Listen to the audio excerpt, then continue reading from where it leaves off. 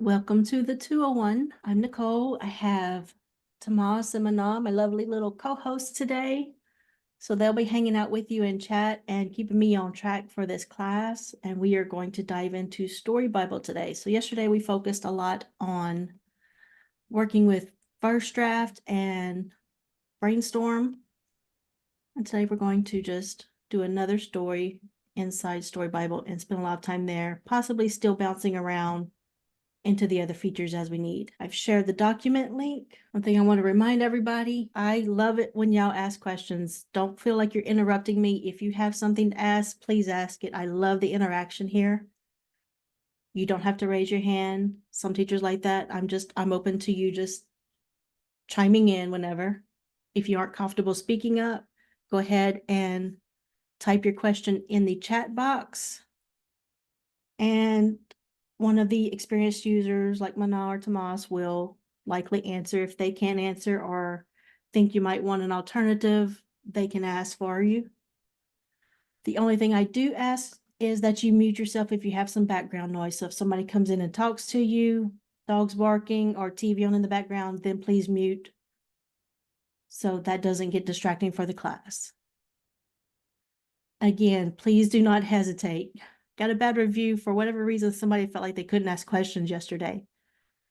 Again, I love it when y'all interact with me. When it's very quiet, I think I'm boring y'all to death. So always in my classes, feel free to ask a question. That is why we're here. If y'all don't have questions, if y'all don't want to learn with us, we don't have a reason to hang around. Oh, all right. I saw a question pop up real quick. Let me look. Yeah, she wants to know if you can share the Google document. So yeah, Gigi, that one is pretty old. I'm sure you've probably got it like 10 different times. I'm only sharing it because that one will probably not be shared again after this week. I just finalized or I'm working on finalizing the last of the new document. Normally I try to say, hey, if you have this before, I've made some updates, go ahead and save it. So if you don't hear me say that, chances are it's the same as always. That one is fairly old now. Sean, no Google Doc, it is a Notion one. There you go. There's the link again. For those who are unfamiliar with Notion, you do not have to pay for this service. Yes, there is a paid version. I don't use it. Honestly, I don't know very many people who do use the paid version. So there is a free, and that's what I have here. So when you see me go through this, this is a free Notion account. You can see all of these documents that I have. So don't feel like you have to pay for anything. Whenever you make a Notion account, those links like that we share, there's going to be a little, they changed it. It used to just say duplicate. Now there's just a little icon, kind of like the copy paste icon. And you click that and it'll duplicate it to your Notion. That way it's always there for you. And then you can be editing it. You know, if there's stuff you never use or you don't like it, want to reword it, you can change that up. All right, let me go to, oh, this is the wrong one. Which one did I just share? Oh, guess what? I shared the wrong one. That's the new one. Congratulations. Y'all got the finalized version before anybody else. I was supposed to save that. Okay. This is the one that is not going to be shared after this week. So y'all now have the updated version and the old version. Y'all are good to go for like the next 6 months, probably. For anybody who's new, didn't see this the other day, I do have some links, my Sudowrite book for all of the tips that I have for using Sudowrite, my YouTube channel. I have a beginner video playlist. So if this is too much for you, if I go too fast, or you just need a shorter breakdown, shorter videos, please watch that. And this is a more advanced thing of a complete walkthrough. Let me name it. Today we are going to be working in Story Bible, but before we jump into there, I want to go over Canvas briefly.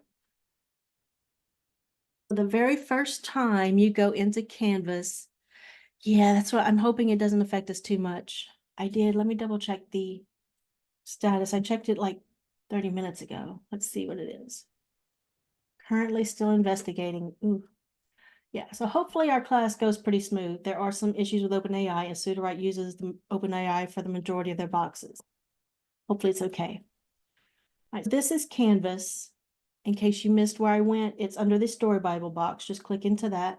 The very first time you come into Canvas, you will see a bunch of boxes filled in and it'll kind of walk you through a tutorial. Be warned, I wasn't aware of this at the time when I tried it out. If you do what the tutorial prompts you to do, like it'll say, hey, click here and generate this and all that, it does use your credits. I wasn't aware of that. I was thinking tutorial, it'd be fine, but it does use your credits. So if you're worried about that, just read through everything. Once you've gone through that tutorial, there's no way to get it back. So I do recommend at least looking through it and reading everything. These boxes down here are what we're going to be using. There's a blank card box right here. And to delete, you see it's highlighted in purple, so I'm just going to press my delete key. There's a label. And these come in handy if you're doing like, it's annoying to try to get it back. Those come in handy for if you're doing like visualize, or maybe you want to keep track of some notes and things. So you can have a card for a certain character, all of that. But this is generally what most people come here for. The 1, 2, 3 is our outline. I'm going to zoom out just so y'all can see it all before I zoom back in.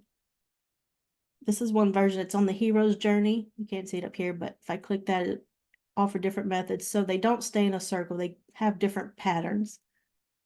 To navigate over here in Canvas, if I scroll my mouse wheel up and down, does that. Now, if I hold my shift key down while I scroll on my mouse wheel, it does side to side. So some easy navigation there. It does get kind of clumsy to work. If you ever end up way off to the side somewhere and you're like, oh, wait, I can't, no matter how much scrolling you do, you cannot find where your outline went. Can't get back to it. Click this question mark down here at the bottom right. It's going to give you some shortcut keys. So if I want to reset to center, it is Control and slash. So helpful right there. Again, that's the question mark down there at the bottom right. So when you're using Canvas, you can do a couple of things. First of all, here is your options for if you know you want a certain type of outline. You could just put in your details right here in this main concept box. That's what this is called, the main concept box. It holds up to 500 words. So I could put, I'm trying to scroll. I could put, I just want a psychological thriller. That's all I know. And I could click this generate full outline. It is going to fill in all of these boxes for me with its version of a psychological thriller. If I have more details of what I want, again, I put that in here and it holds up to 500 words. Where I think Canvas really shines is these individual boxes. Let's say I know 2/3 of my outline and I need help filling out that other third. I can type into all of these boxes. Let me scroll it, zoom out just a little bit. So I can type in all of these boxes for the parts that I do know. It doesn't need to be perfect, just get it as close as possible where you know, okay, this event happens about this time. Whatever ones you don't know, leave blank and just keep going in order. Then once you've filled it in with everything you do know, any blank cards, you can come back and click this fill me in right here.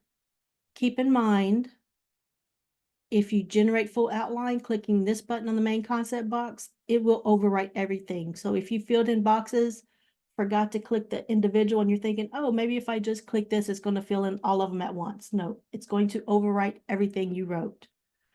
So again, this does exactly what it says. It generates a full outline. Use these cards if you want to fill in those plot holes. When you're done, you can make edits here. So if you have it, if you click to fill it in, you don't like it, you want to make some changes, you can edit right there in that box.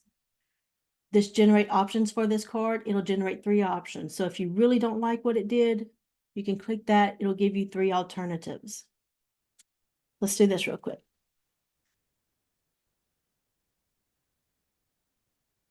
I'm going to click to generate the full outline.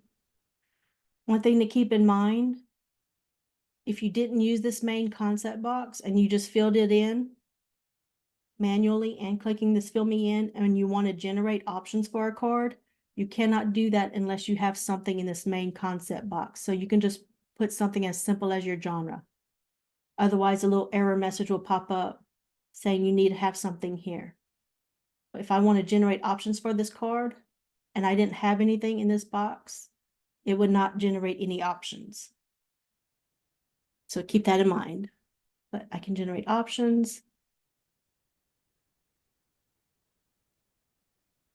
Ooh, I got some lengthy ones. I would read through these, decide which one I liked, click it, and then I could bring it over here and hover, and it'll pop in. And this is the old one. I can delete it.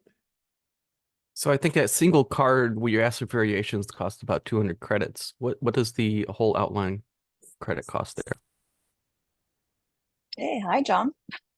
Yeah, I was like, oh, John's here. Let's see.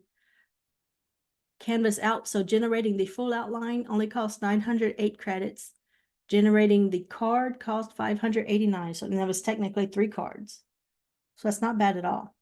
Actually, what it's doing is it's looking back and forth as well. I think that's because it has that full thing in there. If it was just a single card by itself, you're asking for variations on, it's about 200. Well, that should have been, yeah, that's what I did. That was the last No, thing. but you're asking for the context within this outline. So it needs to suck the outline in as well. Yeah. So this was the, okay, so this was generating full outline and this was generating the variations of that card right there. And then let's see if I delete that and just have it fill me in. Let's see what that cost. 511. Actually, not much of a difference between generating 3 varieties and generating that one right there. Wonder which model is using. I don't know. One of the open AIs for sure. That is Canvas. Again, I think it shines the most when you have a good idea of your plot, but you need help filling in some holes. And whenever you're happy with everything, click the 3 dots here and you can copy it to clipboard. Nicole, Yes, sir. Matt had a question like, which would you say is the best outline, general outline to use in Canvas? And after he asked that, I realized that Canvas does not have novel outlines. Right. Yep. Just heroes, Hollywood, story circle, and romance. And I typically just use heroes or Hollywood circle. Canvas doesn't know your genre. Yeah. And that's always what I recommend putting with that 500 word limit. If you're filling this up, put that genre in there. And again, if you don't want to put a whole premise in here and you're generating variations of the card, just put that genre in there and that satisfies that need, that requirement to generate. And as of now, does Story Bible read anything in Canvas? It does not. I think we're trying to think of ways we can integrate it better. I like to use the Canva. When I get a very good synopsis, I put it in my outline, choose my novel or whatever, which one I'm using, make a very nice outline with Canva, and I bring it inside the brainstorm. And from there, I'm using basically all the system together when I build a story out of nothing. So you can kind of do mind mapping here. It's a little bit clunky to use it as a mind mapping way, but you can. So you see I have a blank card right here, the label for it. I can like visualize here. What's that? Like sticky notes. Mm-hmm. So I can visualize Emily or her family. If I wanted to start doing some, just keep those character identities over here. Dolly 3 has been having a lot of issues, so it might not generate. Oh, no, it's going to. Okay. So these boxes are just so annoying to click into sometimes. I'm glad I'm not the only one. Like, you won't even what the heck? It won't let me. Okay, anyways. At the text inside, and we change on the outside, maybe? Yeah, it won't even let me type into it. All right, I'm not wasting time on that. But ideally, I would be able to generate this, have a label up here that says Emily, have her characteristics in this box, and just a way to kind of mind map everything. But once you're happy with that outline in Canvas, copy it to clipboard, go back to your project, and I can paste it here. Let me see if they fixed that. Yep, good deal. So I could paste it here and use it. I could turn around and use first draft. So I could take each one of these sections, pop it in a first draft with my genre, and have it generate something and start working. So that is Canvas. Just want to show y'all that for another method for outlining if y'all prefer. So let's go into Story Bible and turn that on. I like the idea of the story we were working on yesterday.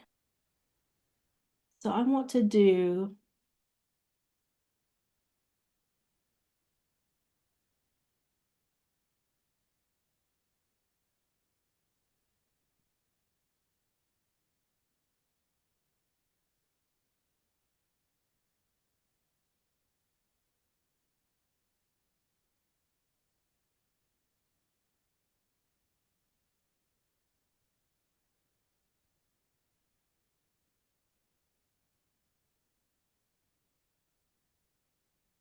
so that's really all I know I want for this story. Now, typically, I like to max this out, so I have 2,000 words. Again, I know I mentioned this yesterday, but they are working on changing the limits on one of these boxes. We don't have an estimated time frame. Character box, the first one, likely that'll get that upgrade because everybody's in dire need of that. I don't think the others will happen at the same time, but I could be wrong. They may decide to, remove or up the limit on the others as well. But they are focusing right now on the character box and its limitations. But they do have plans to also work on helping the limitations in the other boxes. So y'all keep that in mind. Yes, it can be frustrating right now, but we have workarounds to help y'all. Ask in the Discord if you need some help for ideas on how to work things. A lot of people like to work in acts. So all of their acts boxes, the brain dump, the synopsis, the characters outline, it will all pertain to an act. And then once they're done with act 1, they will go back, change everything, and start working in act 2. I'd like to do that for my bigger fantasy stuff. But again, put as little or as much information here in the brain dump as you want. If you are brand new, we get this question in every single class. People wanting to know, how can I bring a story in that I've already started or half written? If you're brand new, I'm just going to say, please don't. We've been there. We have all been there and tried that. Please take our advice and save yourself some frustration. If you are just learning how to use Sudowrite, start a story from scratch. It could be something as small as a fairy tale retelling. Now, I want to write a horrifying retelling of Pinocchio and just go through that as a short story or something. But get used to these boxes and all of the features and how they work, because that will help you when you finally do bring that story in. You will find it much easier to work with. So it's little or as much as you want here. That's all I really know for this story. I was playing around with it yesterday. If you were doing it like you said, dealing with just act 1, act 2, how do you tell it that it's not a complete story? Because it was making it, you'll have to stay on top of it, do some manual editing, either just edit out that wrap up that it tries to do. You can also try to guide it like this. This is how I would or work. treat the acts like series Mhm. novellas. Yeah. And you will find yourself when it generates synopsis, it's likely going to tie it up. So I would just delete that ending and remind this again. You'll find yourself having to repeat, but as long as you do some manual edits, take away those endings, you should find you're able to continue. Yes, it will be a little bit of a pain, but again, once they increase these boxes, we don't have to worry about that, but this is a workaround for now. This is kind of how I would do it. Actually, I'll want to leave that in there and we'll generate synopsis and see what it does. Any other questions? Yeah, if you were just sort of messing around, like trying new story ideas, like Dark Cinderella or Dark Pinocchio or something like that, would you do that messing around in Canvas or brain dump? I would do it in brain dump just because, again, I prefer Canvas only when I have those plot points in mind and I need help filling in the holes. But if I'm generating a story from scratch, want to play around with it, I find it easier to put my idea in brain dump, generate the synopsis, and then edit it to my liking. And I might even take that new synopsis that I've edited, put that in brain dump, and then generate another synopsis to, try to get some more ideas. That's just my preference. So the Oh, killer cool, yeah. feature that you get inside of a canvas is that those cards have a relationship to each other, and can drop the chapters. You could even drop the chapters in, paste them in from the outliner in Story Bible, but you don't like the chapter in the middle that the outliner wrote, but you don't want to rewrite the entire outline. You just want to rewrite or come up with some variations for a particular chapter. You could take that into Canvas, plop it in as much of it as it fits in any of those outlines, and then run variations on the chapters you'd like to have variations on. I'm just going to copy this over for my style stuff to get that in.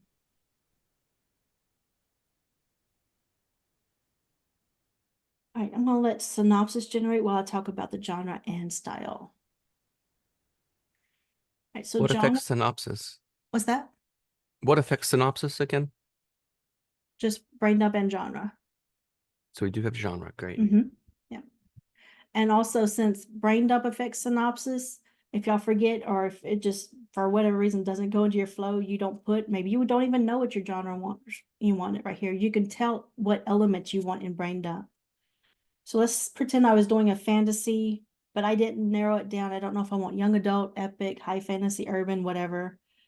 I could just tell it something like. Another thing to I think don't. about with brain dump, you can put 2,000 words in here. If you're a narrator, if you speak to the thing, if you just have some ideas, but not lots of ideas, but you want to talk at it with your phone or something, brain dump can take that type of unstructured information, and then synopsis turns into something with structure. Yep. So if I wasn't certain on the thing, I could just tell it, hey, I know I want some orcs, dwarves, and humans in here. I don't know how they're going to play in the story, but I know I want those in there. So I can do that, and synopsis is going to bring that in. So those are some things you can do. So you don't have to have this filled in, but it is a good idea to put something here, whether it's a genre, a subgenre, or elements you know you want to include. And I'll show y'all this too. So this is a very short brain dump, right? I'm just telling it I want this. But I have, it's not here. I'll show you how my brain dump normally looks. And this is actually the story we're going to work on in the AI and the Author series that's coming up this week. So you can see I've almost maxed it out here. And I just go on to tell it all of my story. I don't worry about those little details. Here, you know, she's befriending the vampire. I'm not going into all of those details of their conversations and things that happen to make them, you know, her become his friend. I'm going to do that later because I don't have room right now in the brain dump. And honestly, I still wouldn't put it even if I had more room here, because all of those details I would prefer to bring directly into the beats. So it's capturing that scene the way I want to. But my brain dump is typically all of the major plot points. And then if I scroll down, I have, you know, some wording that I know I want the AI to understand what I want it to know what ghosting means whenever I say that. I want some little background information, the lore, and then I have my prophecies here.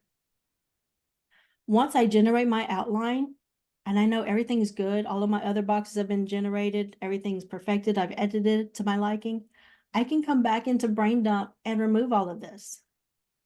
Everything that I know is covered in the other boxes, I can remove that, and maybe I want to put some extra characters or settings here or some lore book information. I can do that. Put all of that here. And like John said, it doesn't have to be perfect. My brain dump didn't come out this cohesive at first. I wrote everything. I generated a synopsis. I went back. I edited again and again until I got this brain dump the way I wanted it to. Edit to your liking. Always make it yours and what you need. One of the things Nicole does that is striking is bringing stuff through synopsis, taking that synopsis back into brain dump, adding more information. So there's this circular process that kind of happens, and it's sort of intriguing what that does to the synopsis later. Yeah, I find it really helps add in some details. Now, synopsis, they've done something to synopsis, I guess, when they updated it a little bit. I found that synopsis has been really good. So we'll check this out in a minute. All right, so genre and style. One thing I want to call myself out on. Yesterday, I said something so idiotic, I'm still kicking myself in the teeth for it. I told y'all, oh, prose only pulls from beats. Y'all, that's not right. I've been using Sudowrite a year. I know this, but my mind just went completely blank when the question came up. So always, if y'all have doubts, refer to these question marks beside each thing, and it'll tell you what it's pulling from, what it affects. So that kind of helps you get an idea of, You know, my brain dump here isn't really affecting my character box. Now, what does that do for your story? Does that help or hinder you? Now you know how to use the brain dump box. And of course, you see genre affects the outline, beats, and prose. So that is why typically I actually load up my genre box before I generate my outline, because I know it's going to put those elements into my outline when it gets generated. Once my outline is fully generated and done, I then change up my genre box to reflect whatever that chapter needs. So if that chapter is focusing more on a romantic element, I'm going to lean towards that in my genre box. If it's, you know, lots of violence and action, I'm going to have action fiction or something along those lines in here.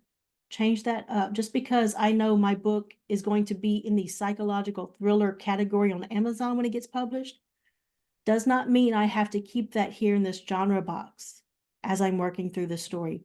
Both genre and style should be changed up according to what the chapter needs. Again, And right now, what we're looking at is something that talks about the whole book.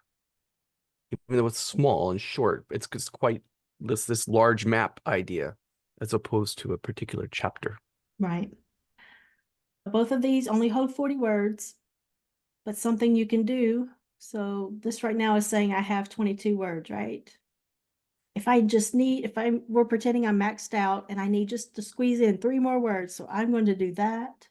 Obviously I could delete that themes and tropes, but we're pretending this is all useful. But if I put those hyphens, now I have 19 words. And y'all saw I didn't delete anything. So that can help you squeeze in a few more words.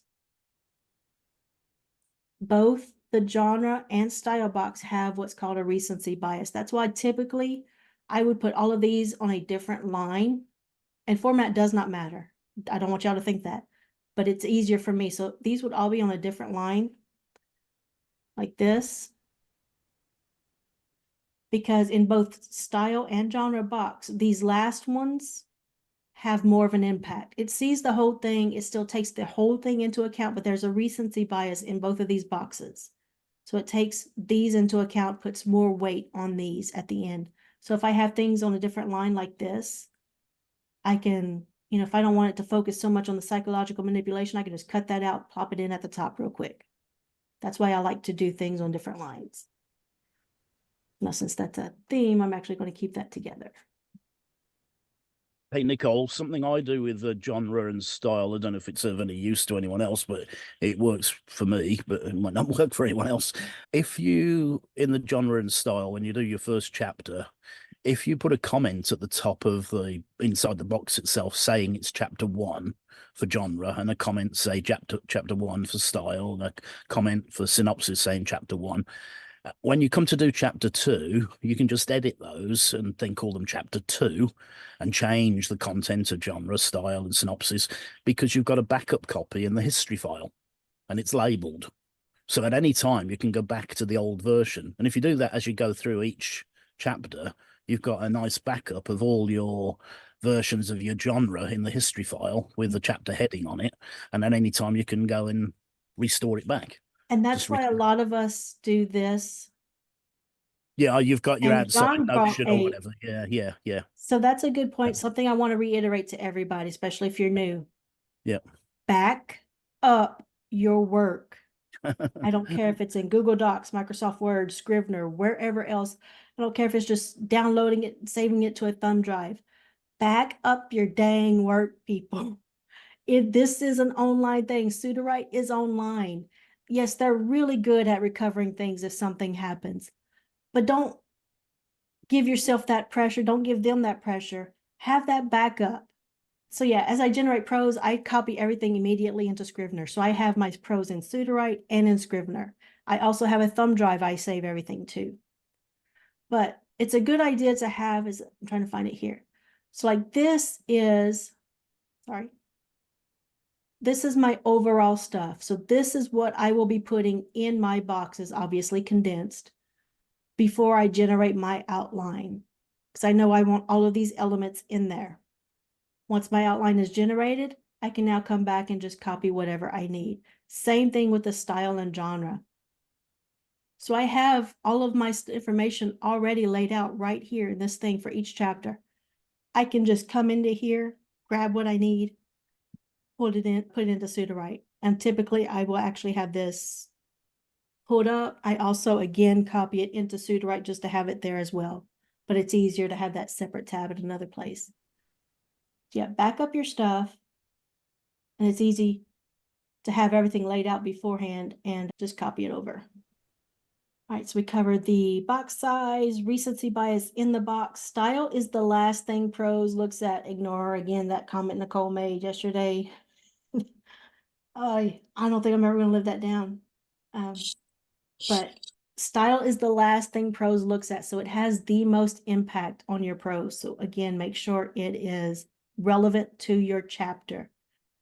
It also affects beats. So change up.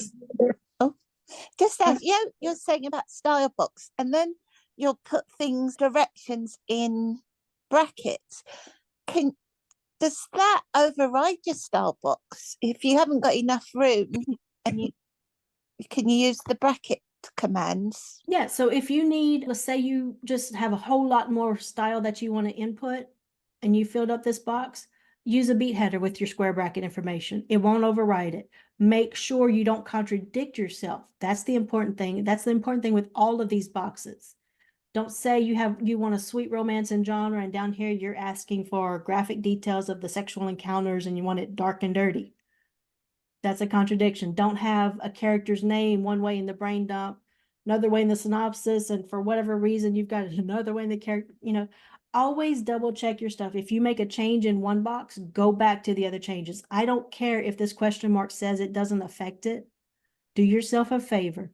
Go back and change it in every box that error is present, or whatever you change is present. Go back and do that. Make sure everything is in alignment, because there will be something somewhere that comes up and it will latch on to that one little thing that you did not change, and it's going to pull it in. So do yourself that favor. But yeah, if you need some extra room, the beat headers can be additional style guidance. It won't matter. Won't affect anything negatively. Again, just make sure you're, you don't want to say first person here in your style box, but in your beat header, you write third person. So make sure you change this up before you generate your beats as well, because this does affect your beats. And I'm going to go into some things that people find wrong or often happen with the beats. So I always use the same analogies. Everybody who's heard it 100 times, cover your ears. Let's say you're doing a horror story, but you got that opening chapter where the friends are, having a good time. Nobody's supposed to die yet. But you told it here you wanted a horror story. You told it here in the style box you wanted some bloody depictions of gore. That's my favorite go-to for my horror stuff. You told it you wanted all these horrifying elements. You generated your beats. The beats look good, right? You generate your prose. And next thing you know, somebody got blown up with the fire, somebody fell off a cliff, whatever happens, because you told it here in your style box you wanted that to happen. Or it all happens in one stride. Think of your beats, which the beats, I think it's called chapter generator now. So your beats, this is what I'm talking about when I say your beats, what goes into this box right here, this chapter generator box. Think of your beats. You're telling the AI, this is what happens in the story. This is the step-by-step, this happens, then this happens, then this. However, your style box is saying this is how it happens. Your beats box might say, hey, the characters go for a walk in the woods. This is saying, hey, there's a murderer in the woods. So guess what? And Nicole, you're talking about recency bias. Is style is the last thing to go? Right. Yes, sir. So so it starts with the beats, but it ends at the last, whatever is in the last line of style or the style box itself. So yeah, it overrides a little bit anything that happens in beats if it doesn't support it. So you hear a lot of times people say, I didn't have this in my beats. It went off the rails. A lot of times the story going off the rails is our fault, y'all. It's our wording somewhere. Not all the time, but the majority of the time. So keep that in mind. Make sure your style is, I can't think of the word, but make sure your style is in line with how you want that chapter playing out. If you're not ready for those decapitations, the horrifying elements, don't put them in here yet, the genre or the style box. Again, change these up per chapter. I think that's it for genre and style. It's probably the longest lecture I've ever done on this.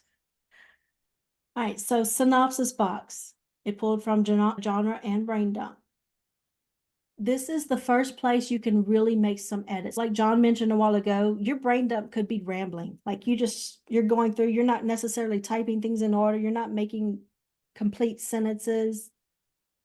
Well, now your synopsis box that tried to make sense of everything, this is where you're going to check. Okay, did it understand what I said here? Did it put things in the order I want things to happen in? So this is the first place you can make those major edits. And that's why I would typically do what he mentioned with going back in a circle. I will edit this box to my liking. Again, trying to max it out usually. Then I will take that and combine it with my brain dump and just keep working back and forth until I am very, very happy with everything. So keep that in mind. Make edits here in the synopsis box. So readers are transported. Well, they brought that in heavy, huh?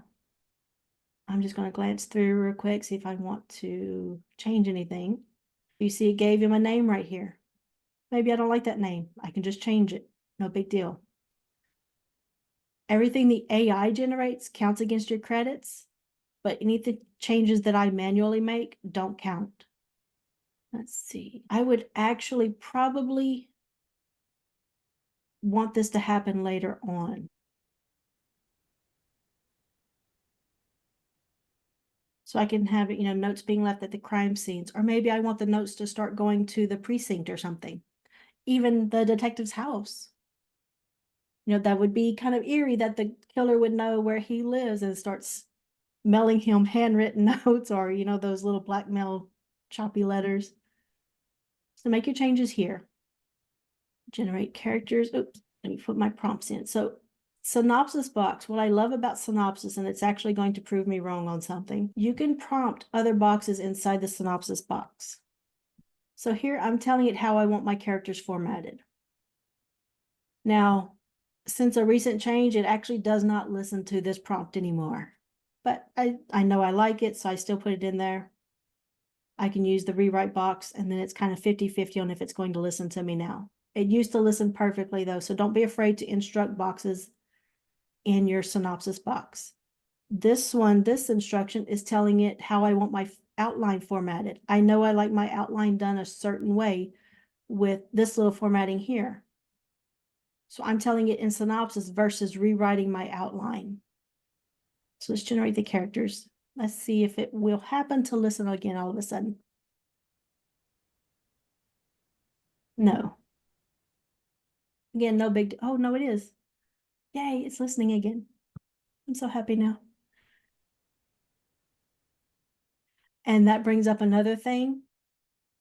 When you start getting comfortable with prompting the AI, so these instructions I gave it that it's, listening to now again, keep in mind that oftentimes when things update with the LLMs or update with Sudowrite, sometimes our prompts no longer work and we have to reword things. Play around with that. So my characters came out the way I want them to. So we have the detective, all the traits I want him to have. I like to have a sample line of dialogue for each main character. I found this helps bring things out and make them more distinct in the prose when the characters are talking versus just I used to just have something like this. Now I have both because this really helps make it unique. Make sure if you do have a line of dialogue, make sure it really exemplifies how you want your character to speak. Let's see, it did my secondary characters and then it looks like it ran out of room. Well, it still has some room, but it didn't give me my settings. Character box really needs to be updated throughout your story. So let's see, short graying hair. So after this detective gets introduced a couple of times, I don't want it to keep mentioning his short graying hair or that he's in his late 40s with a sharp mind and a keen eye for details. But if it's in this character box, you can count on it coming out some way in the prose. Make sure you only have information here that you want the AI to say. This is a lesson I learned the hard way in one of my other stories. I had, like, hey, she's unaware she's a vampire or part vampire. Well, guess what? In the prose, it's, oh, hey, here's Alicia. She's unaware she's part vampire, but I didn't want that coming out. So lesson learned, only have things here in your character box that you want conveyed in some kind of way. Any questions on all of these boxes? Any of these from brain dump to character box? You do the directions. Can you put like, I'll withhold from the reader? Does it understand that there's going to be a reader, or do you put it a different way? So it does understand, but I wouldn't do that. If you don't want it to say it, don't, like if you want it withheld, I try to word it this way. Starting when I do my brain dump, I put things as I would want the reader to discover them. That's really the best way I could think of describing it. Somebody else may be able to say it better. When do you want your reader to find out? That's when I would put it in there. Now, if there are instances where I absolutely need to be specific so it doesn't make something up, and that typically plays into the beats box, and I can show you that, what I do there. But for But here, if you can hint that as opposed to reveal it, you're more likely to get what you want. If you oh, tell your secrets, it will tell your secrets. If you tell it that there is a secret, it will hint that there is a secret. yeah. So do you so you say you want to reveal it in chapter 4. So when you come to generate chapter 4, you would then plug it into the brain Yes, dump. ma'am. And Yep. Not in the brain dump. I would put it into Oh. characters at the point at the stride you'd like it to appear. oh, Yeah, remember to check your question marks up here for everything that brain dump is affecting. And this is for synopsis and beats. So it will pull into your beats. That's why I have my prophecies in my brain dump and nowhere else, because I know when it comes time for beats and they're generating the prophecies, it pulls that in for me. And I don't have to worry about taking up room in my character box with it. But yeah, like John said, put that in your character box whenever you're ready. Change this up as your story progresses. If your character starts having doubts about something, when they start having doubts, put that in to their character box. When they make a discovery, put that into the character box, things like that as it progresses.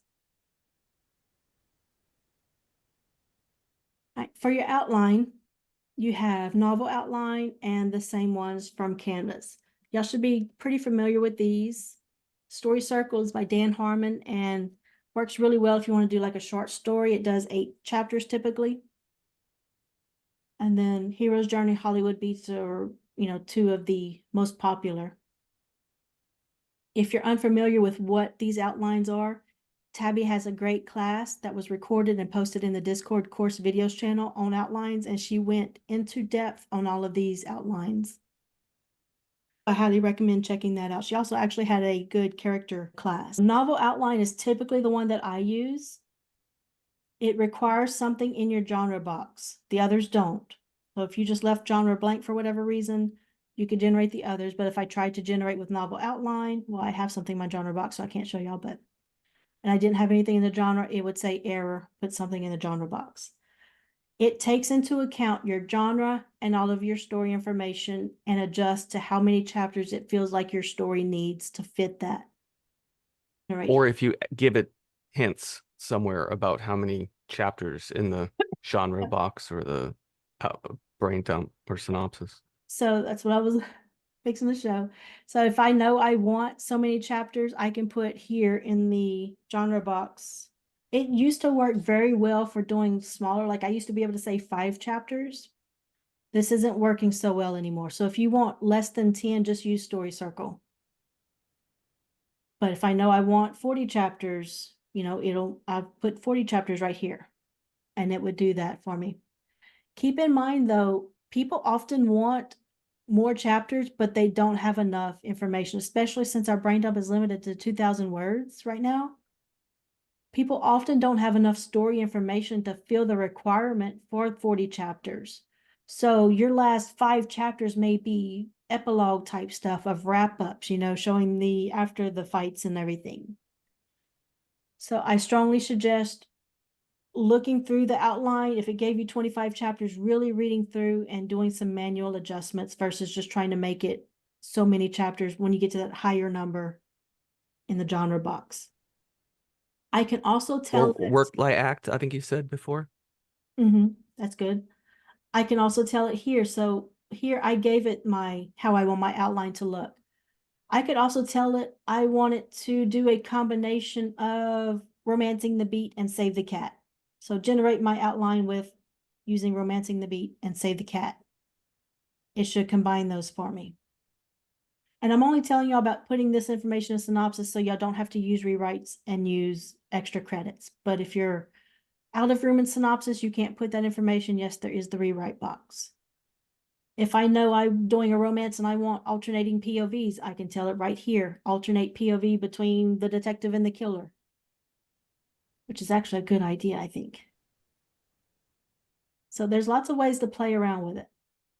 The only thing you have to have, no change whatsoever, is you have to have Act 1. That's what says this is Colon. the beginning of my act. No, you don't have to have a colon. No. This is what says this is the beginning of my outline.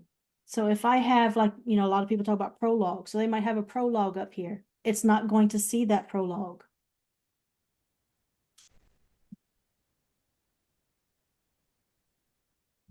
It actually doesn't recognize prologue anyways. Let's see, how many chapters did it give us? It gave us 23 chapters. So here you see 23 chapters, no prologue. So if you have a prologue or epilogue, just put it here. My chapter 1, okay, that's going to be my prologue. Because again, it doesn't recognize these words. And if I have, just to show y'all, chapter 1, chapter 2. So I have 2 chapters up here. And just so I don't think it's anything I'm doing wrong, I'll do this as well. So now technically I would have 25 chapters, right?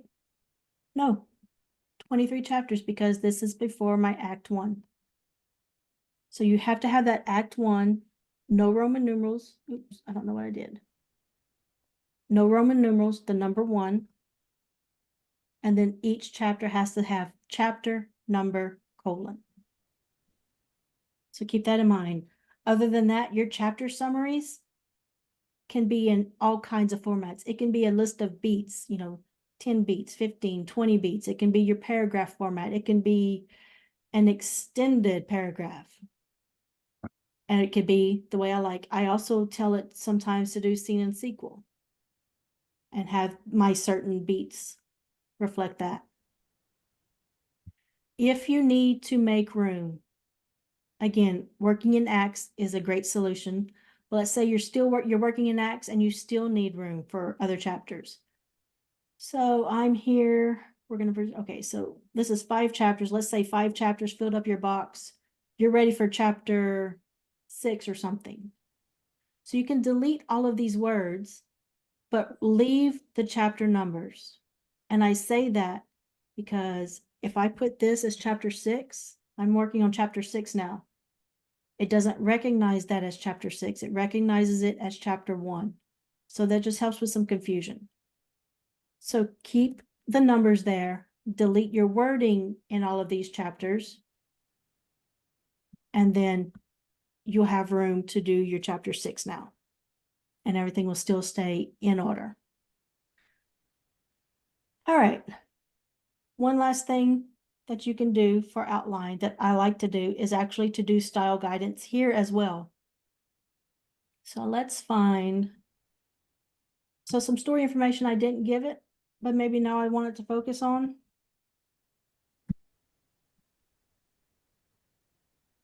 Detective Jameson is about to retire. This is actually something that would go in the character box, but just for examples of the different things you can do.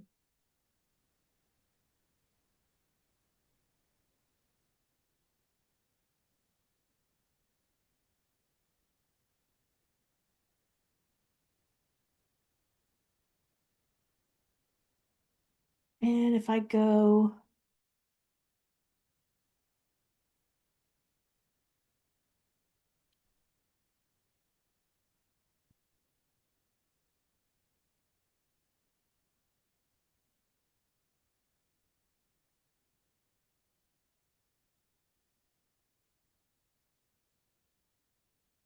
so in this case, while they're reviewing the evidence, When I generate the beats, it's going to focus heavily on the details of the evidence right here.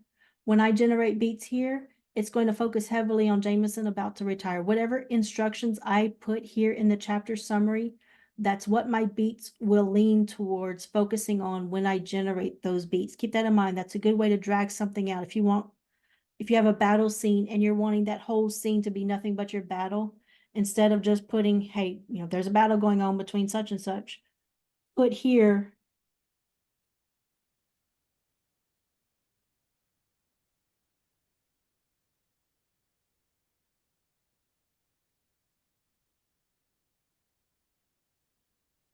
so now when I generate my beats, that is what they will focus on, the majority of it.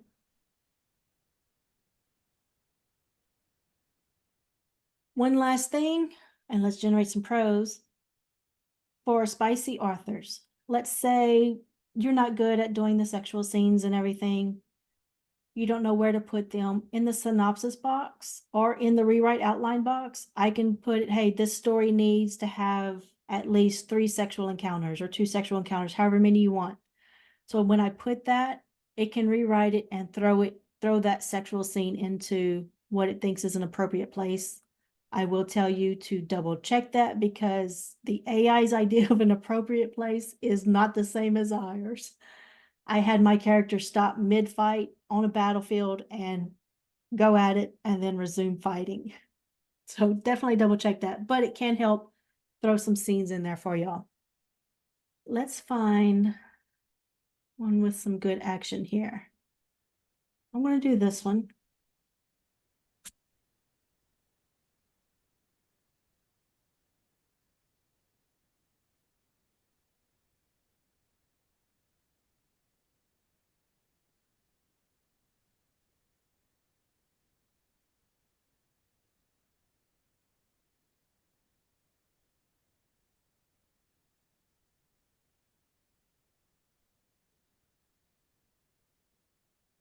Sedentary and doesn't have it in here in the beat, so I'm going to change that real quick.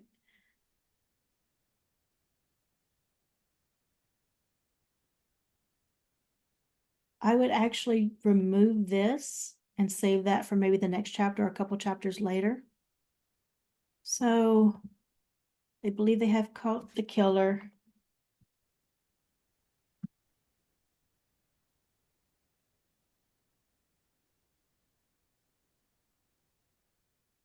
And then I'm just going to tell it, highlight the details on the suspicion of that. Again, I would go back to my style box before I generate my beats. Make sure it's reflective of how I want that scene to play out, how I want those beats to be generated. I actually like it, the unreliable storytelling, gradual. I think this will actually work pretty well for it. So that was chapter 9. I'm going to go over here and generate chapter 9. An alternative to this side, add new, is the scroll down and you can create it right here in the chapter.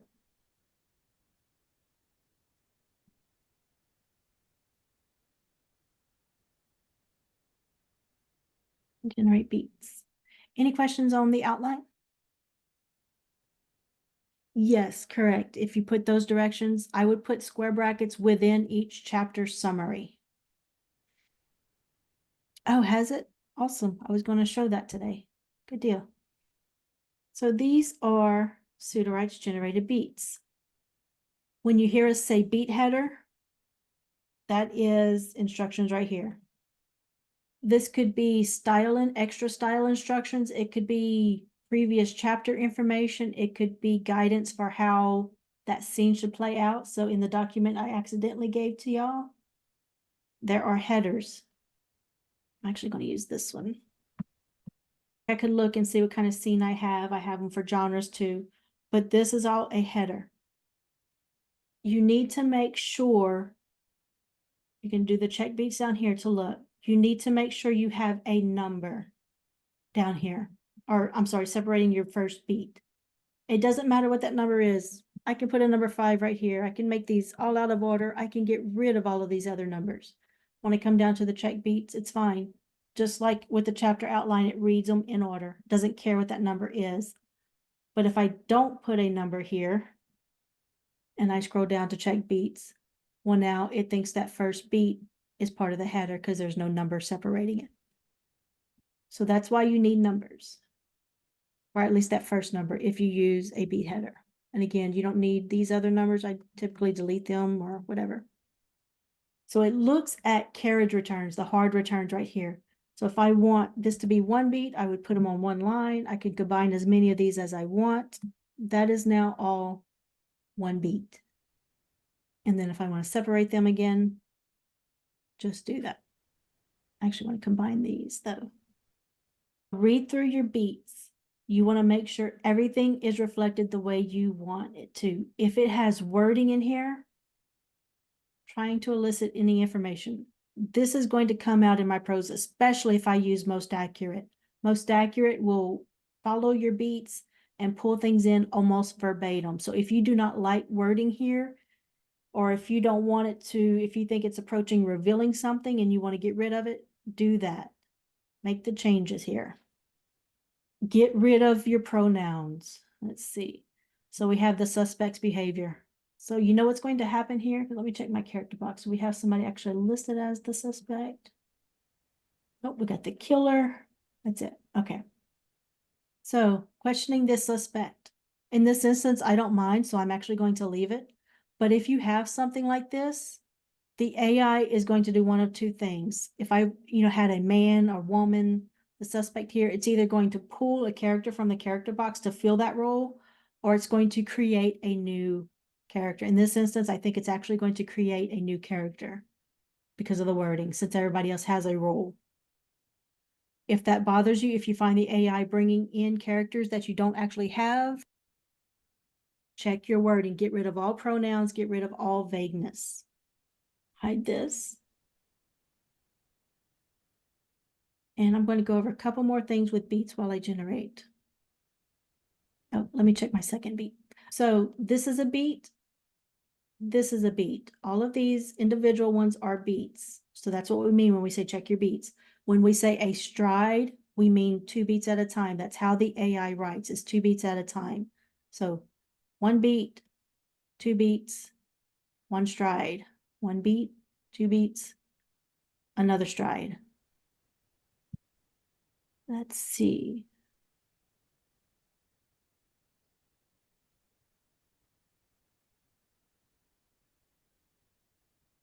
So this is actually, the question came up, Ellie, from you. This is actually where I would put any other style guidance here besides my header. If I want them to focus on something in particular, let's see. And at the end of the beat, not at the beginning. Yeah. So this applies to all of the beats, your header. That's going to affect all of the beats. So keep that in mind. But what I put here,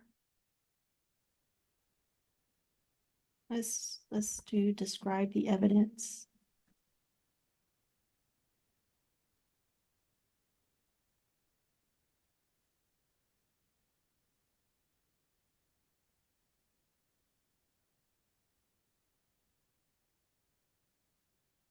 So I can do whatever's affecting that beat, what I want it to focus on within this beat right here. I can put some extra instructions here. If I wanted to enforce using some dialogue, maybe the suspect gets angry at one point in time and him and the detective start arguing, I'm going to say, use vulgar dialogue to, this isn't the right beat, but just for an example, use vulgar dialogue.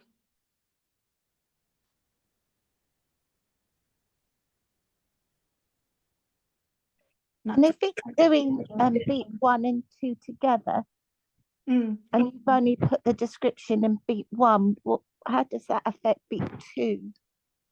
It is not, it's just going to keep focusing on this. Now, beat 2 does read back, but we'll get into that in just a moment. So if I had, the detective and the suspect arguing, and I know I want some vulgar dialogue,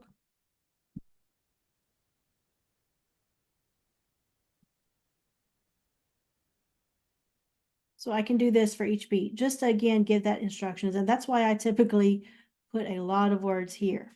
There is so much customization you can do in the beats box. It is unreal. So whenever I generate, let's see, we're going to just do most accurate. You can pause it as you go. So it just started, so I can pause it. So now it's just going to do that one stride.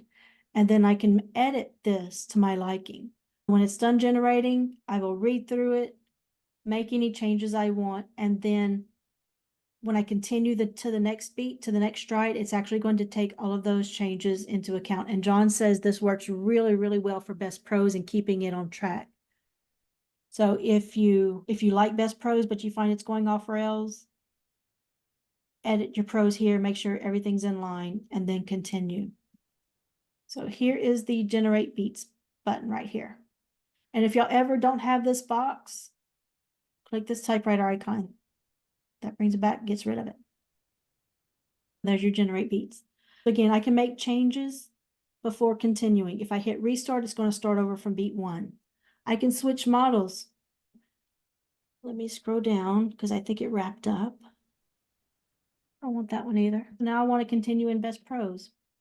I can continue in best prose, and it's going to pick up where I left off. Even though it's saying it's starting at beat 3 and doing stride 3 and 4, it's still taking it over smoothly from her questioning and starting. Keep that in mind. You can alternate models. Just because you start in one model doesn't mean you have to do that for the entire scene or chapter. I'm trying to think. Sorry, I got distracted by chat, y'all. I went over pronouns, vagueness. Okay, let me go over this real quick. When we say your beat, we have what we call looping. Looping is when it will write this stride and then the next stride kind of almost repeats. It'll start, let's say they had an argument. You have two characters that had an argument and that's supposed to be done and finished in that stride. Well, the next stride might start something and then they're arguing again and it ends in a different way.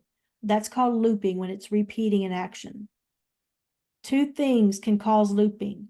One is what we call thin beats. You're not asking the AI to do enough. The other could be our wording, and I've discovered this in my shifter novel. I had two characters walking from the creek to the cabin. Well, I intended my whole scene to be them walking. I didn't know this at the time, but of course the AI likes to wrap up. So when it does this stride, it wants to end that stride. I have to tell it, especially this is especially important if characters are traveling.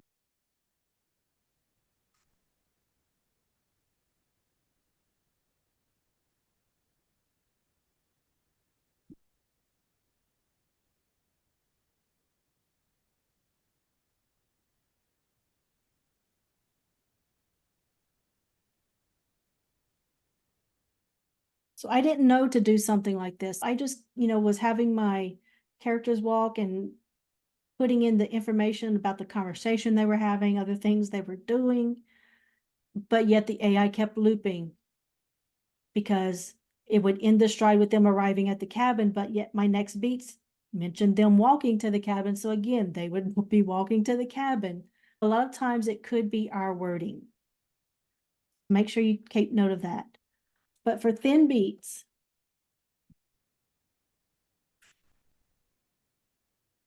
it doesn't mean you have to have a big old long paragraph. I like to add in all my scene details as I see them happening. So typically my beats will be pretty hefty, but that doesn't mean you have to do yours that way as well. So these two beats are about the same in length, right? But think of your words and the amount of prose that gets generated as ingredients and the time. It doesn't take a lot of time or ingredients to make a sandwich. It does take a lot of time and ingredients to cook a 5-course meal. So that's what we mean when we say, beef up your beats. Ask the AI for more, to give you more. If you're telling it to describe the room, that's not asking for a lot of prose.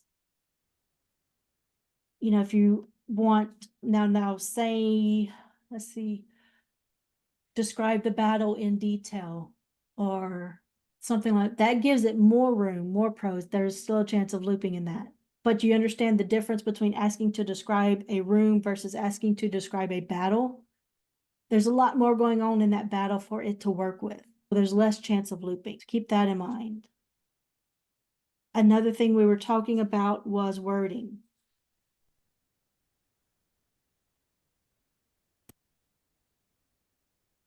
Really got to come up with some new examples.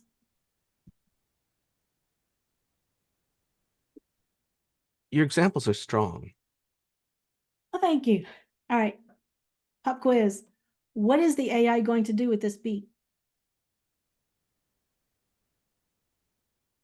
Nobody knows this. I quit. Repeat it. Well, that Make actually, something yeah. up. You know, Okay, pull any man from their character box.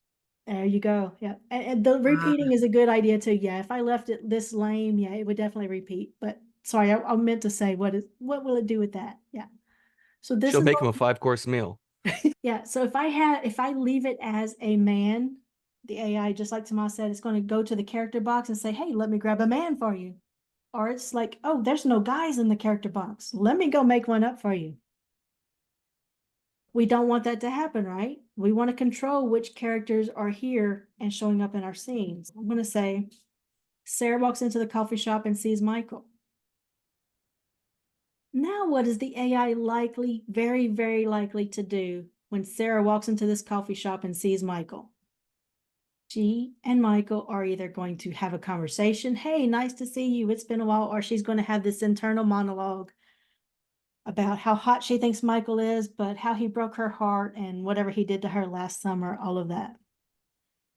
So let's say I don't want the AI to make them have a conversation, because this is like my romance novel and the meet cute. So I can tell it,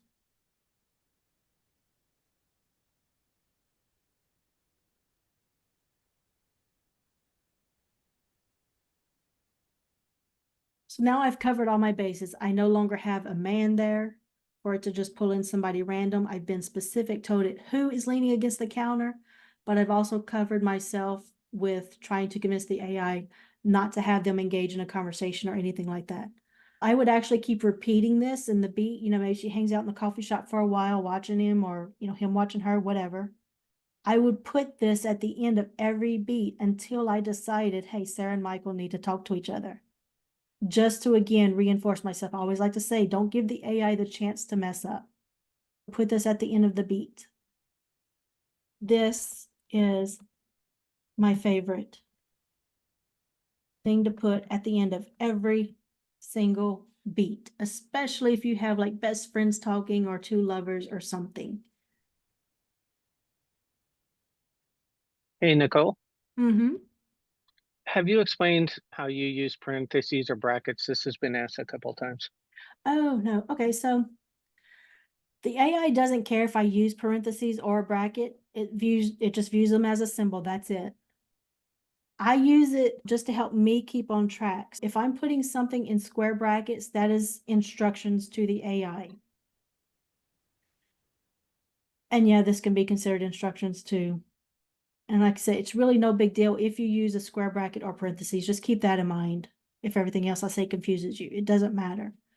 But this helps me just kind of narrow my focus. If I know something doesn't seem right, if Sarah and Michael are talking to each other, I know I need to look for my parentheses with that beat, make sure I did put that there, and then maybe change up my wording to get the AI to listen to me. It's just a way for me to focus myself more than anything. Knowing I'm putting every instructions in the square brackets, other guidance or information in parentheses, particularly within beats. It just helps separate everything. Now, definitely, if I were to leave it like this, there's a very good chance the AI is just going to talk about how Sarah and Michael do not know each other and Sarah and Michael do not talk to each other. I would definitely want something separating the prose. I explain it like, this is what I want the AI to write about. This is what I need the AI to know, but not write about, if that helps.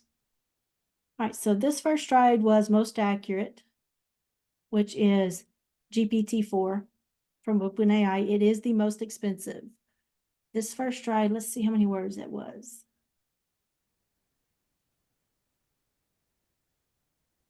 $126 words.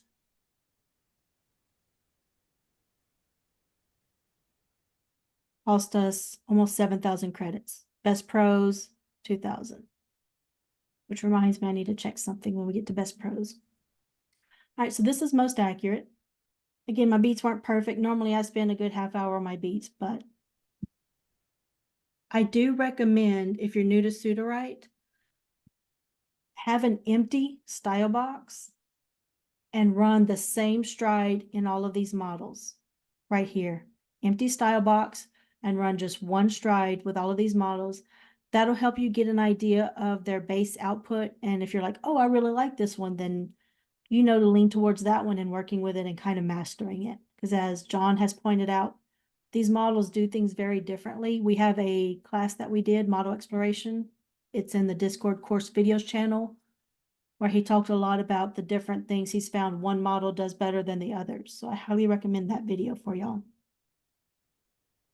This is the output most accurate gave us. It is my least favorite of the models.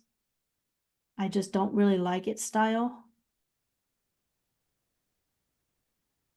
But just to give you an idea of what it does.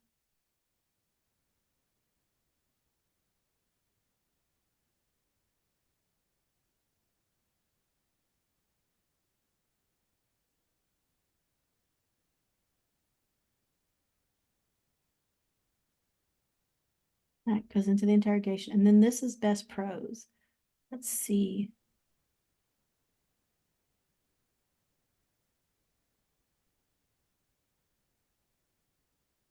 $493 words. I just wanted to check and if best pros was extremely shorter. So I do, yeah, it's just short. Best pros is 252, so it's definitely running shorter. Best pros I do actually like a lot. This is Claude 2 from Anthropic.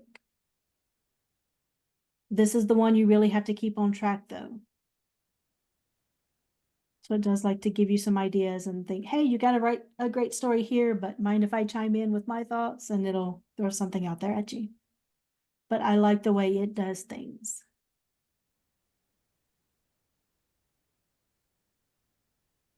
Just kind of letting y'all read that a little bit.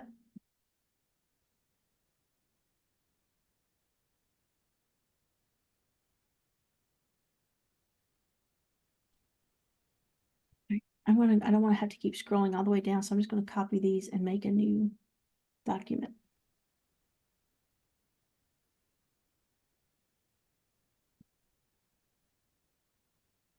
And we'll run that stride, that first stride again. Balanced is GPT-4 Turbo. So it is our default model right now.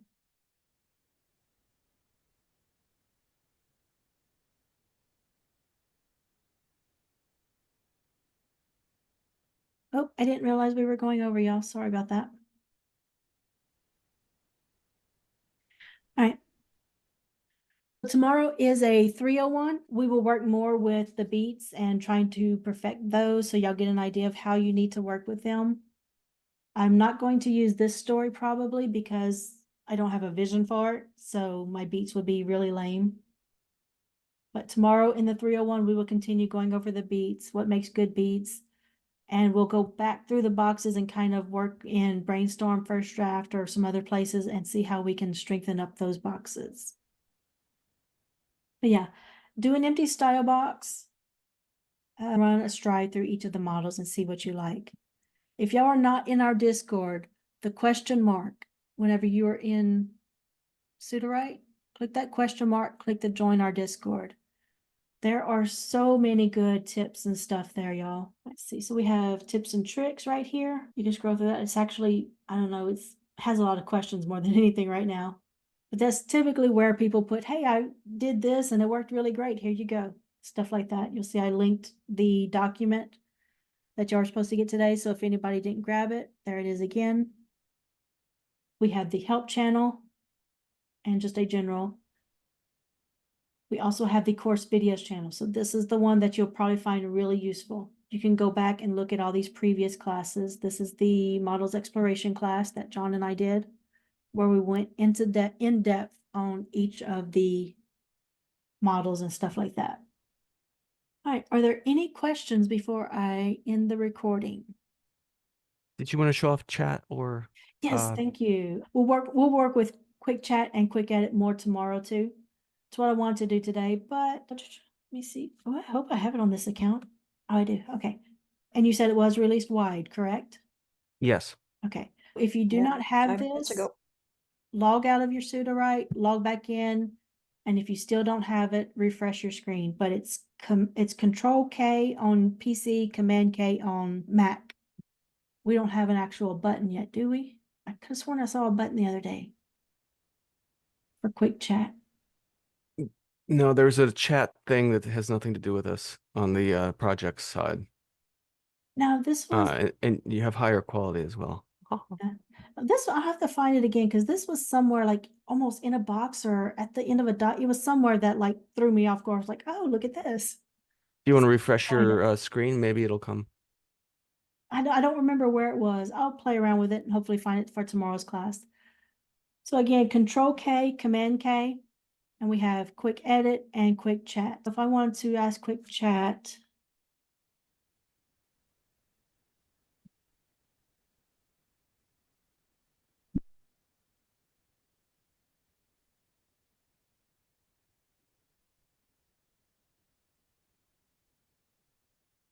and it'll look at everything in my project.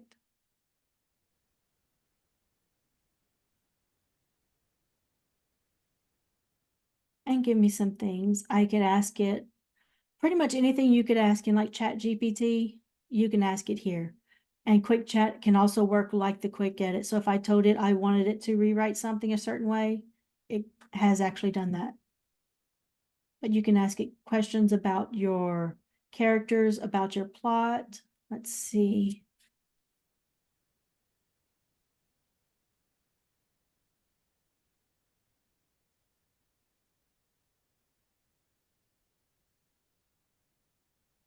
No.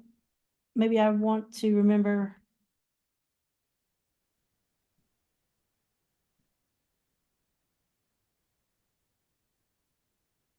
When exactly did the killer leave that first note?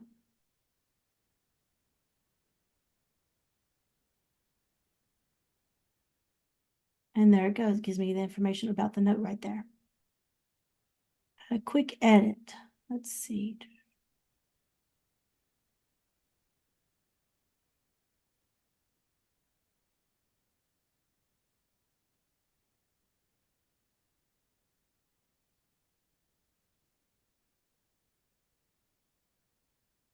Let's do quick. There it was. That's what it was. So whenever I highlighted, it popped up. So quick edit. That's, oh, thank you, Dahlia. Yeah. Command K for Mac users. All right. This was my original for the quick edit. There's a reject, accept. But you see the original is redlined out. This gave me the new one. I actually like it, so I'm going to just click accept. That is quick chat and quick edit. We'll probably play with that again tomorrow in the 301. So 301 will focus heavily on beats, ways to make some good beats, and playing around with the other features so we can improve our output and everything. When you do this, check your credits after you use it just to see what it's doing. And notice that there is also a, oh look, 0. Huh. There's also a quick edit that's more expensive or higher quality or something. Yeah, So that might. yeah, so right now, quick edit and quick chat are free, y'all. Quick edit. Oh, look, it's right there. Yeah. Okay. Yeah. Yes, the box that Dahlia had mentioned it too. So yes, if I'm just using this regular, like y'all saw me use, that's not using any credits. I can turn on this higher quality thing. That's going to use credits. Actually, don't want to use, I want to use chat for this. So I'm going to pick higher quality for our quick chat.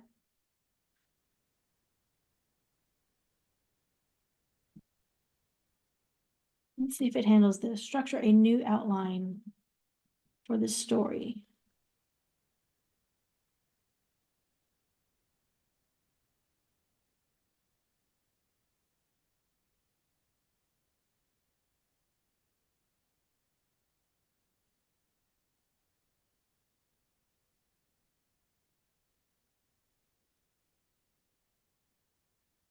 Nicole does not believe in giving it easy peasy I'm sorry. tasks. Oh. Hey, look, in the document I accidentally linked to y'all, y'all have the rewrite prompts here. There you go. Look, those are easy. I found these are Sprinkle actually with the good.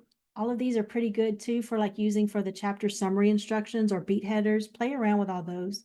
These are not strictly for customized rewrite. All right, so let's see. Absolutely, let's create a suspenseful outline. Ooh, I like it.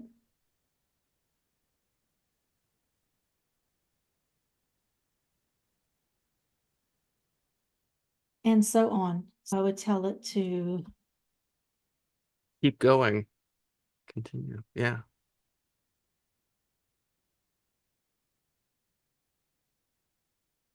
bad thing though. I did not save that. And do we have that? Is that stored anywhere?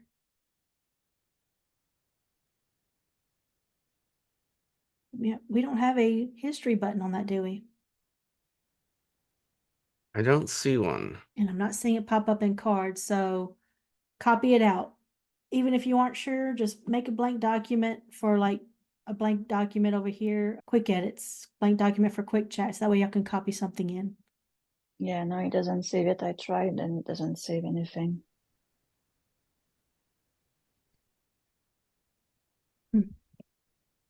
Yeah, okay, so that's something we should bring up to them. I would like to have a history button here. Or So at use least, another or browser to or paste saving it. into a. What's that? I was saying you could use another browser to paste, and then you could ask it for the last one again, What like do you another mean? tab, so Another you could keep browser. the. Thank you, Jenny. I love the auto titling.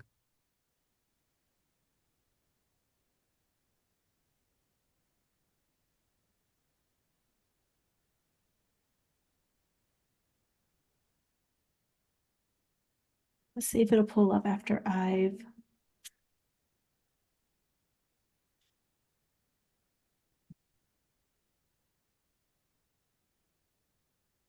Let's see how smart it'll be.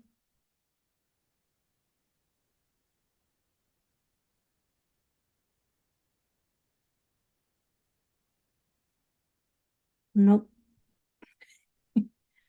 Okay, still work in progress. So copy your stuff out, especially if you're asking for an outline like I did. Copy it out and we will see what they can do about. I think it would be good to have it pop up as a card. Or, Yeah. I don't know, What happens if you hit the little arrow? Is that? Oh, I guess that's just to. to send it. Yep. Um, All right. I am going to stop the recording. Y'all do not have to drop off. We tend to hang around after classes, but I do need to stop the recording for everyone since we're kind of starting to play now. Again, just as a reminder, tomorrow's class, the 301. Oops, wrong one. 301 tomorrow, we'll go over beats and play around with some other things for improvement. All right, thank y'all for hanging out with us. Bye, everyone.